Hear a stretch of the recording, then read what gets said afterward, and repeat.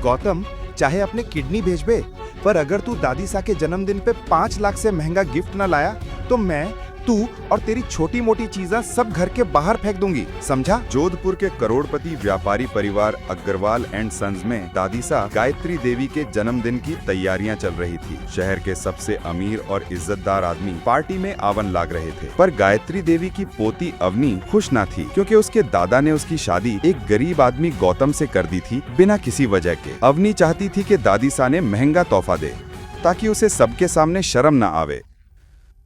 अवनी, जो गिफ्ट मैं आज शाम लाऊंगा दादीसा भी देख के हैरान रह जाएंगी, तू देख ले। गौतम ने तो अवनी ने कह दिया था, पर उसके बाद उसके पास कोई प्लान ही ना था। वो एक ज्वेलरी शॉप के बाहर आ खड़ा हुआ, एक रिंग ने घुर के देख रहा था और सोच में डूबा हुआ था। तभी गार्ड चिल्लाया, अरे ओए, क्या देख रहा है? पता है तुझे यहाँ हर एक गहने की कीमत 5 लाख से ऊपर से स्टार्ट होती है। पता है भाई, मैं तो बस देख रहा हूँ। देखने के पैसा थोड़ी लगते हैं, अच्छा पिटाई के भी नहीं लगते, समझा? अब निकल यहाँ से। बिना कुछ समझे गार्ड ने गौतम ने धक्का दे दिया। चल निकल।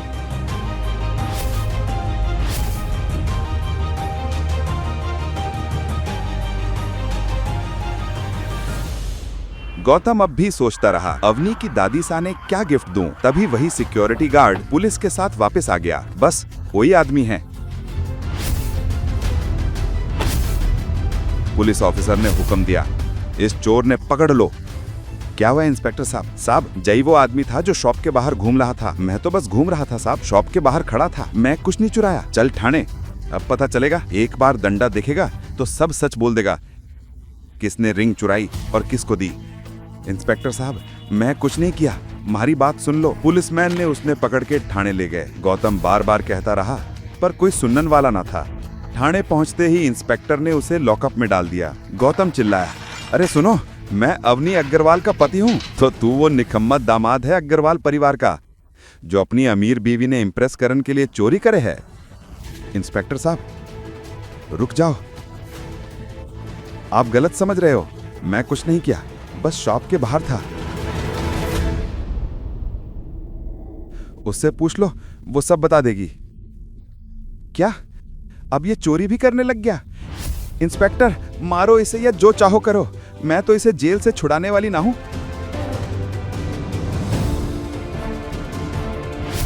अब गौतम समझ ना पाया वो लॉकअप से कैसे निकलेगा। इंस्पेक्टर एक भी बात सुनने को तैयार ना था और बार बार कहता, बता रिंग कहाँ छुपाई है? वो डंडा उठा के गौतम की तरफ बढ़ा ही था, तभी पीछे से एक तेज आवाज आई, इंस्पेक्टर मारू। इंस्पेक्टर ने मुड़ के देखा, शहर का कमिश्नर साहब खड़ा था। मारू, तू अपनी नौकरी और यूनिफॉर्म से दुश्मनी करे है क्या? इंस्पेक्टर हिचकिचाया, सर ये चोर है सर। कमिश्नर ने सख्ती से बोला, मुझे अपने आदमी पे शर्म है। मुझे अफसोस है तुम्हें यहां दिक्कत उठी, जो हुआ उसके लिए माफी चाहता हूं, पर सर ये निकम्मा दामाद है, इसकी बीवी ने तो खुद बोला था मारो इसे। चोर? तू इसे चोर कह रहा है? अगर ये चाहे ना तो 10 ज्वेलरी शॉप खरीद के आग लगा दे। ये देख, कमिश्नर ने अपने फोन में कुछ मैसेज दिखाया। देखते ही इंस्पेक्टर के होश उड़ गए, उसका रंग उड़ गया। वो तुरंत गौतम के पैरों में गिर गया। माफ कर दो साहब, माफ कर दो। सर, मैं आपको बाहर तक छोड़ दूं? बस ध्यान रखियो, मेरी पहचान किसी ने ना जानी, मेरी बीवी तक भी नहीं। जी साहब। गौतम ये कहकर वहां से निकल गया। क्या है सच्चाई? क्यों कमिश्नर साहब तक उससे हुक्म कहकर उसके आगे गिड़गिड़ा रहे थे? आगे एक ऐसा राज खुलेगा जो आपकी होश उड़ा देगा। एक कार आकर रुकी, उसमें से एक बेहद बूढ़ा आदमी उतरा और उसने गौतम के हाथ में एक छोटा सा बॉक्स दिया। आखिर क्या था उस बॉक्स के अंदर और क्या है गौतम की असली पहचान? शाम होते ही महल में जश्न का माहौल बना, और क्यों ना हो, आखिर अवनी की दादी सा गायत्री देवी का जन्मदिन जो था, शहर के जाने माने लोग उनके इस जन्मदिन समारोह का हिस्सा बनने का मौका नहीं छोड़ना चाहते थे। देश भर से लोग उनके लिए महंगे महंगे गिफ्ट्स लेकर आए थे। थोड़ी देर बाद गौतम भी अवनी की दादी सा गायत्री देवी की बर्थडे वेन्यू पर पहुंचा। अवनी गौतम को पार्टी में एक्सपेक्ट नहीं कर रही थी। तुम किस लिए छुड़ाया तुम्हें पुलिस स्टेशन से? वहीं पड़े पड़े सड़ जाते ना तो अच्छा होता। मैंने कोई चोरी नहीं की। अरे मैं तो ज्वेलरी शॉप के बाहर खड़े होकर देख रहा था, पुलिस ने आके मुझे पकड़ लिया। बहुत मुश्किल से अपनी बेगुनाही का सबूत देके निकला वहां से। ठीक है ठीक है। ये क्या है गिफ्ट के नाम पे? कैसी गंदी सी पैकिंग है ये? छोटे से डिब्बे में आखिर गौतम क्या गिफ्ट लेकर आया होगा? वो बुजुर्ग आदमी कौन था जिसने पुलिस स्टेशन में गौतम को वो बॉक्स दिया था? पैकिंग पे मत जाओ, जो अंदर है ना उसे देख के तुम भी चौंक जाओगी। अरे किसका बर्थडे है? दादी सा। हाँ तो दादी सा खोलेंगे। ठीक है। अच्छा सुनो, जब बाकी गेस्ट वहाँ जाके दादी सा को अपना गिफ्ट दे तो तुम चुपके से जाके वहाँ पे अपना बॉक्स रख देना, समझे? पता नहीं दादाजी ने किस जंग का बदला लिया है मुझसे, तो तुम जैसे गरीब के साथ मुझ जैसे करोड़पति की शादी करा दी। ना तो पैसे हैं और ना तमीज। जाओ जाओ। गौतम को सोच पाता उससे पहले ही किसी के कदम पार्टी के वेन्यू हॉल की तरफ बढ़ने लगे। वो खूबसूरत लड़की चेहरे पर मुस्कान लिए एक बॉक्स के साथ गायत्री देवी की तरफ बढ़ने लगी। उसे देखते ही अवनी का चेहरा उतर गया। गिफ्ट बॉक्स से एक बहुत ही खूबसूरत और चमकदार नेक पीस निकला। ये गिफ्ट देने वाली लड़की कोई और नहीं बल्कि अवनी की कजिन सिस्टर शनाया थी। इतनी चमकदार हीरे तो मैंने अपनी 75 साल की उम्र में कभी नहीं देखे। इस घर की बाकी लड़कियों से तो कितनी स्मार्ट और समझदार है शनाया। गौतम ने अपनी वाइफ अवनी की ऐसी खुलेआम बेइज्जती होते हुए देखा।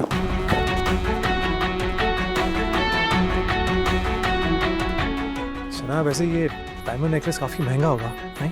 शनाया गौतम की बातों में छुपे व्यंग्य को समझ नहीं पाई। उसने अकड़ कर उस पेंडेंट का दाम जोर से बोला ताकि सब सुन सके।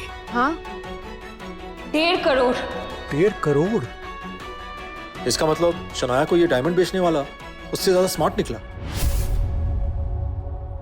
5 लाख के डायमंड को 1.5 करोड़? कुछ भी। जो लोग जेब में 500 रुपए लेके घूमते हैं वो कब से लाखों करोड़ों का ज्ञान देने लगे? गायत्री जी तमतमाते हुए बोली। तू इस पार्टी को खराब करने आया है क्या? खुद तो निठल्ला आएगी, सबके सामने डायमंड का गलत दाम बताकर जानबूझकर मेरी पोती को बदनाम करना चाहता है। दादी साहब, आपको मुझ पर भरोसा नहीं है ना? तो मिस्टर पारिक से पूछ लीजिए। राजस्थान के सबसे बड़े डायमंड मर्चेंट वही है ना? प्लीज। ना चाहते हुए भी गायत्री देवी को मिस्टर पारेख को उस डायमंड नेकलेस की जांच पड़ताल करने की अनुमति देनी पड़ी। मिस्टर पारेख ने वो डायमंड नेकलेस लिया और उसकी जांच करने लगे। कुछ देर उसे देखने के बाद उन्होंने कहा, किसी ने सस्ते डायमंड की महंगे डायमंड जैसी कटिंग करने की कोशिश की है। पारेख की पार की नजरें कभी धोखा नहीं खा सकती। किसी ने शनाया जी को ठग लिया है। देखा दादी साहब, मैं तो आपसे कह ही रहा था। अरे शनाया किसी ने जो बस गौतम बस। तेरी इतनी औकात कि मेरी बहन को झूठा बोले? तू अपना बताना, तू क्या गिफ्ट लेके आया निठल्ले? 2 साल से अपनी इंसल्ट सह सह कर गौतम थक चुका था। उसने अवनी के रूड बिहेवियर को हमेशा नजरअंदाज किया था, लेकिन आज सरेआम इंसल्ट वो बर्दाश्त नहीं कर पाया। उसने अपना गिफ्ट बॉक्स उठाया और गायत्री देवी की ओर बढ़ा।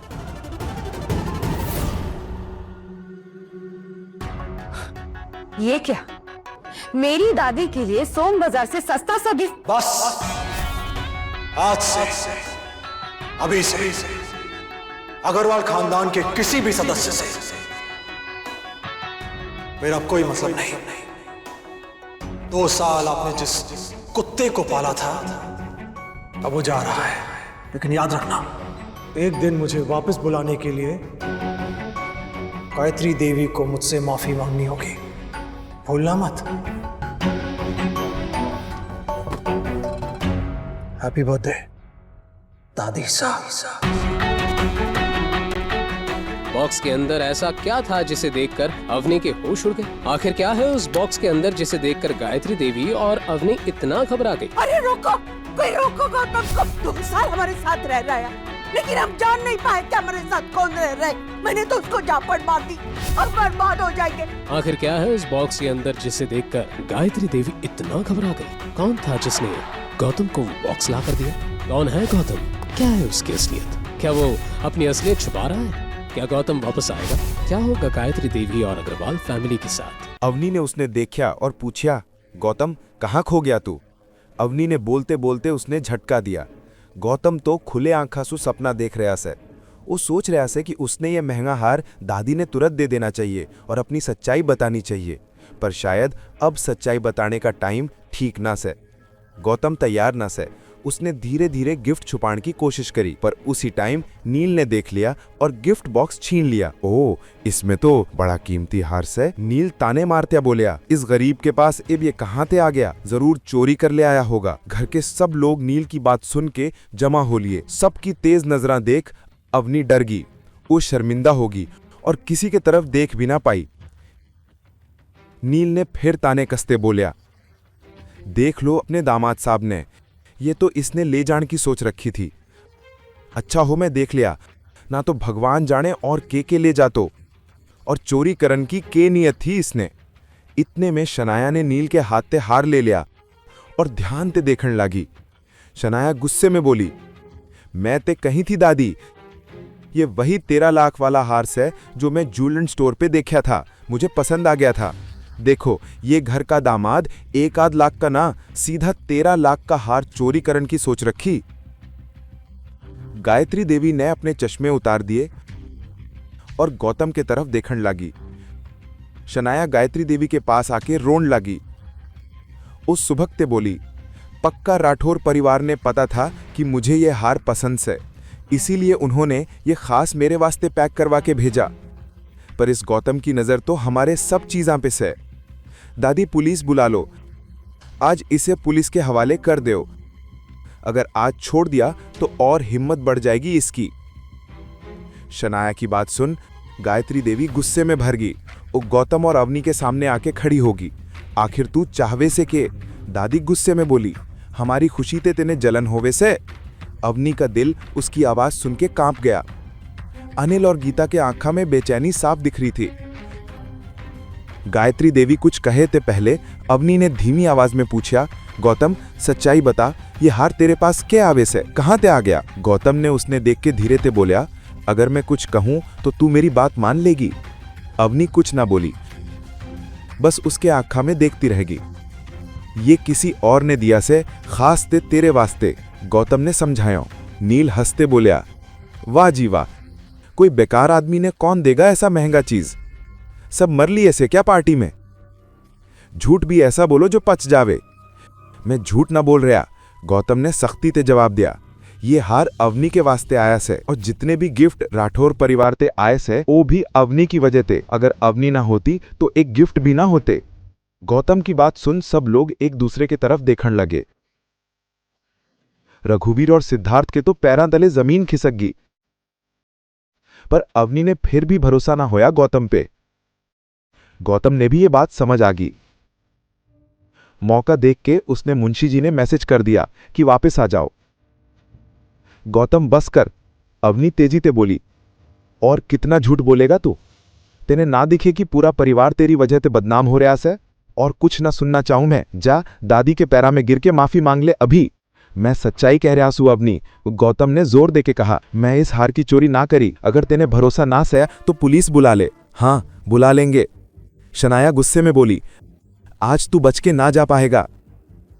ऐसा कह के शनाया ने मोबाइल निकाला और पुलिस का नंबर मिलाने मांगी, पर अवनी ने उसी टाइम उसे रोक लिया। 1 मिनट शनाया, अभी कुछ साबित ना हुआ। शनाया ने गुस्से में देख के कहा, और के साबित करना से? तेरा मर्द चोर है, था भी चोर और रहेगा भी चोर। ऐसा कह के शनाया ने नंबर डायल कर दिया, पर पुलिस ने कॉल कर पावे ते पहले ही उसने देखा कि सामने थे मुंशी जी आ रहे से। मुंशी जी ने पार्टी में वापस आते देख गायत्री देवी हैरान रहेगी। वो अविश्वास में बुदबुदाई, आज क्या हो रहा से? इससे पहले कि गायत्री देवी आगे आकर मुंशी जी से कुछ पूछती, मुंशी जी ने अपने गार्ड्स को इशारा कर दिया। उनकी आंखें गुस्से में लाल थीं। इतने बड़े एम्पायर के मालिक गौतम की बेइज्जती होते वो देख नहीं पा रहे थे। सब वापस ले चलो, कुछ नहीं रहना चाहिए। क्या हुआ आप? ये सब मैं... प्लीज, मुझे अभी किसी से बात नहीं करनी। मुंशी जी की बात सुनते ही सभी गार्ड्स ने हॉल में रखे हुए गिफ्ट्स को वापस गाड़ियों में भरना शुरू कर दिया। रघुवीर और सिद्धार्थ एक दूसरे को देखने लगे। किसी की कुछ समझ नहीं आ रहा था। उसी वक्त सिद्धार्थ मुंशी जी को समझाने के लिए आगे आ गया। सर क्या हुआ? आप किसी बात पर नाराज तो नहीं हो गए? अगर कुछ बात हुई है तो हम बैठकर सुलझा लेते हैं। मेरे डैड राठौड़ फैमिली को अच्छे से जानते हैं। कौन है तुम्हारे डैड? मैं तुम्हारे डैड को जानता भी नहीं हूं, इसलिए हटो मेरे रास्ते से। राठौड़ परिवार की तुम जैसे लोगों के साथ जान पहचान। अरे तुम्हारा दिमाग ठिकाने पर है? मुंशी जी का तमतमाया हुआ चेहरा देखकर सभी डर के मारे एक दूसरे को देखने लगे, लेकिन गौतम शांत खड़ा होकर तमाशा देख रहा था। वहीं अवनी और उसके परिवार के लिए ये सारी बातें हैरान कर देने वाली थी, लेकिन गायत्री देवी अपने परिवार की खुलेआम बेइज्जती होते नहीं देख पा रही थी। रघुवीर जी, आखिर ये सब हो क्या रहा है? आप कुछ बोलते क्यों नहीं? रघुवीर ने मौके की नजाकत को देखते ही अपना सिर झुका लिया। वो ये बात अच्छे से जानता था कि उसके मुंह से एक भी शब्द निकलते ही उसका झूठ पकड़ा जाएगा। नील अब तक गायत्री देवी को देख रहा था। वो अपनी बहन और दादी का मायूस चेहरा नहीं देख पा रहा था। उसने मुंशी जी से आकर कहा, सर मेरी बात सुनिए, हम लोग दरअसल। हट जाओ, मुझे अपना काम करने दो। ये बात कहते हुए मुंशी जी गौतम को देखने लगे। उसी वक्त गौतम ने शनाया की तरफ इशारा कर दिया। मुंशी जी की नजर अचानक ही शनाया के हाथ में पकड़े नेकलेस पर चली गई। ये नेकलेस तुम्हारे पास कहां से आया? मैं यही बात आपको समझाने की कोशिश कर रहा हूं। ये नेकलेस इस गौतम ने चुराया था और हम इसलिए पुलिस। साफ मालूम पड़ रहा था कि नील को बात घुमाने का मौका मिल गया था, लेकिन मुंशी जी ये बात सुनते ही गुस्से में लाल हो गए। किसने कहा कि नेकलेस इन्होंने चुराया है? सर, नील ठीक कह रहा है। ये नेकलेस। अगर मेरे हुक्म ने यहां आने के लिए नहीं कहा होता तो मैं कभी आपके दरवाजे पर कदम नहीं रखता। ये बात कहते हुए मुंशी जी गायत्री देवी की आंखों में आंखें डालकर देखने लगे। अचानक ही उनकी नजर अवनी पर चली गई। अवनी को देखते ही उन्होंने शनाया के हाथ से नेकलेस ले लिया और अवनी के पास चले गए।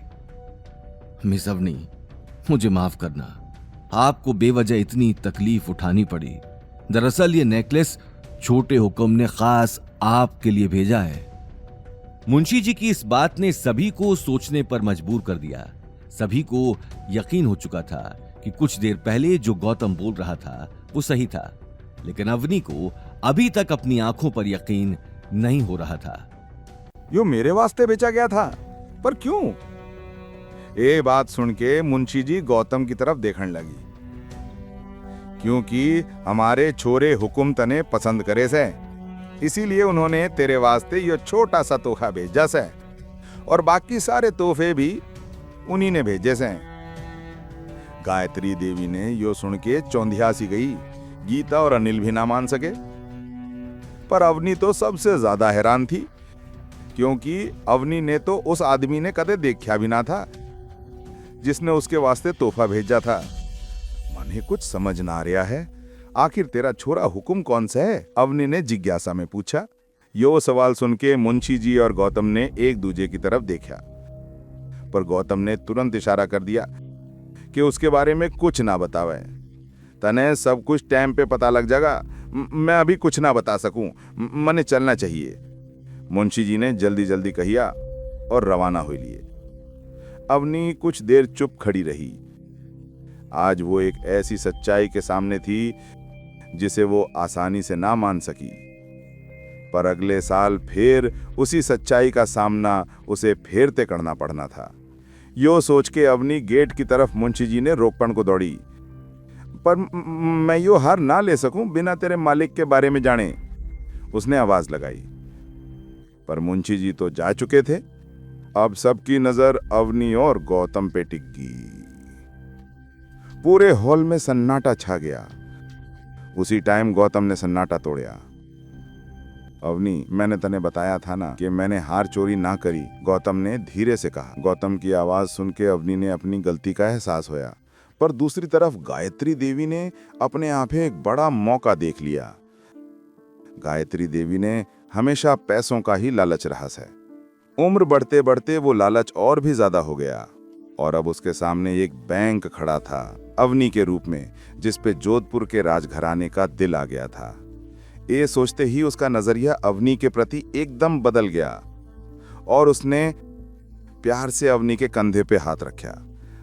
अवनी, तू मैंने कभी बताया ही ना कि तू ऐसे बड़े घराने ने जाने से, और वो भी? गायत्री देवी ने प्यार से पूछा। दादी, आप गलत समझ रहा है, मैं खुद भी इस बात से अनजान थी। अवनी ने समझाने की कोशिश करी। कितना छुपावेगी अवनी, सच कहूं तो गलती मेरी से, गायत्री देवी ने नरम लहजे में कहा।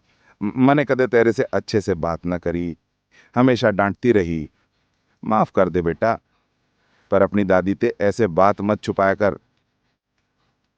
गायत्री देवी के इस अचानक बदले व्यवहार ने देख के शनाया का चेहरा गुस्से से लाल हो गया। गीता और अनिल भी हैरान रह गए और एक दूसरे की तरफ देखने लग गए। एक झटके में पार्टी में आए लोगों की नजर में अवनी की इज्जत बढ़ गई और गीता ने मौका मिल गया। पर गीता कुछ कहती थे पहले ही अवनी बोल पड़ी।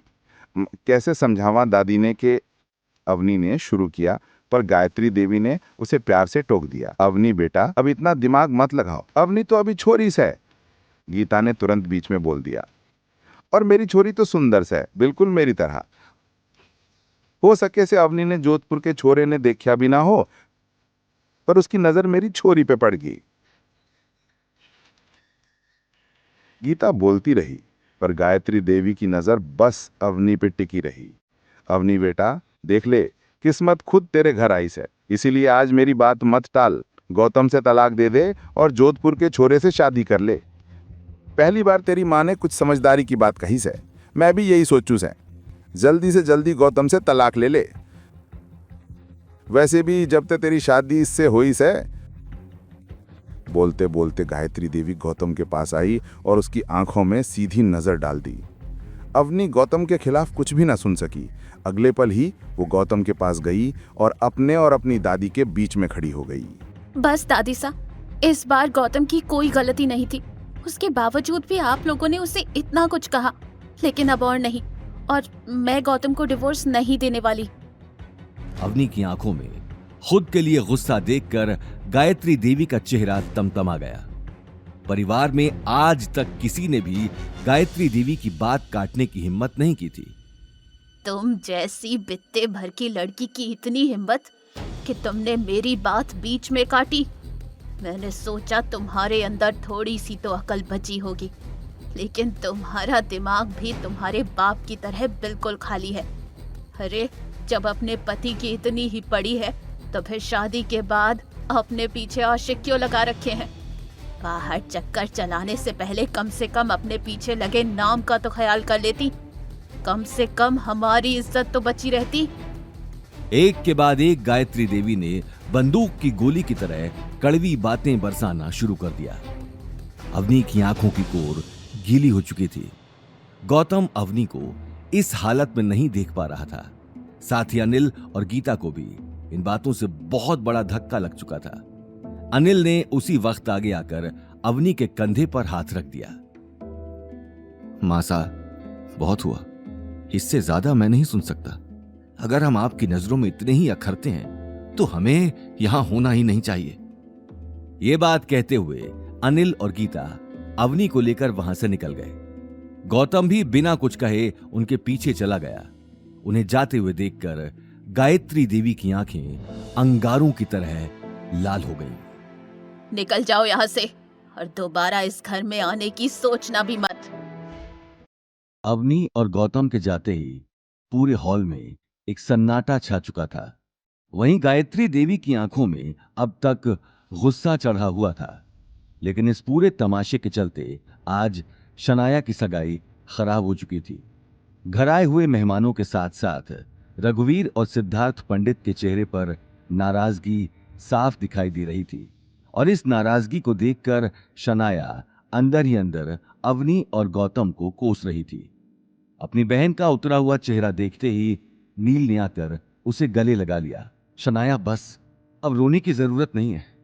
अब रोएगा तो ये गौतम और उसके साथ साथ उसकी प्यारी पत्नी अवनी। ये बात कहते हुए नील एकटक गेट के बाहर देखने लगा। वहीं दूसरी तरफ अवनी ने बाहर निकलते ही अपने चेहरे से आंसू साफ कर लिए। कुछ ही देर में सभी कार में बैठकर घर की तरफ निकल गए। अवनी अपने कहे हुए शब्दों पर पछता रही थी जो उसने गौतम से कहे थे। उसने गौतम को कार चलाते हुए देखकर कहा, गौतम, तुम्हें नील से उलझने की जरूरत नहीं है।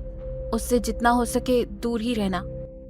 हाँ अवनी, लेकिन मैं बस यही समझा रहा था कि उसने मेरे ऊपर झूठा इल्जाम लगाया है। उसके लिए सॉरी, लेकिन उससे जितना हो सके दूर रहना। उसका उठना बैठना गुंडों के साथ है। अगर उससे पंगा लिया तो वो बदला जरूर लेगा। मुझे बचपन से नील पसंद नहीं।